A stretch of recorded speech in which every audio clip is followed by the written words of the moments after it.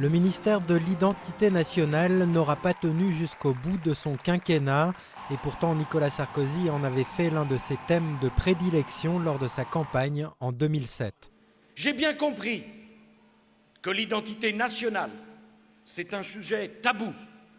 J'ai parfaitement entendu qu'il était dangereux de s'aventurer sur ce terrain et qu'un homme politique soucieux de sa carrière devait éviter ce sujet. Mais Nicolas Sarkozy, lui, ne l'évite pas. Élu président, il crée un ministère de l'immigration et de l'identité nationale qu'il confie à son fidèle grognard Brice Hortefeux, tollé au sein de l'opposition et de nombreuses associations qui reprochent au président de flirter avec l'extrême droite. Début 2009, la polémique redouble avec la nomination de l'ex-socialiste Éric Besson à la tête de ce ministère explosif.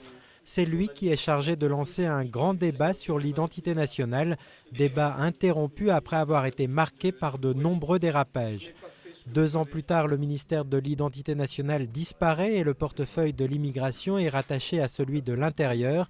Une bonne nouvelle, mais en forme de trompe-l'œil pour ceux qui l'avaient combattu. Il était identifié par l'opinion publique comme étant là où se passaient les mauvais coups en matière de politique d'immigration, en matière de logique de stigmatisation, et donc les critiques se concentraient et s'accrochaient à ce symbole. Ceci étant, ce n'est pas parce que le symbole a disparu que la politique ne va pas être maintenue en l'état. J'ai peur que ça ne soit que des mots.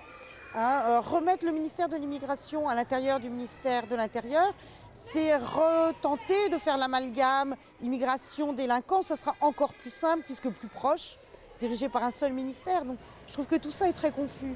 Reste que l'essentiel des textes sur l'immigration a déjà été adopté ou est en passe de l'être et que ceux-ci ont parfois déplu au sein même de l'électorat UMP, catholique en tête. La disparition symbolique du ministère de l'Identité nationale est peut-être une façon de calmer le jeu à 1 an et demi de la présidentielle.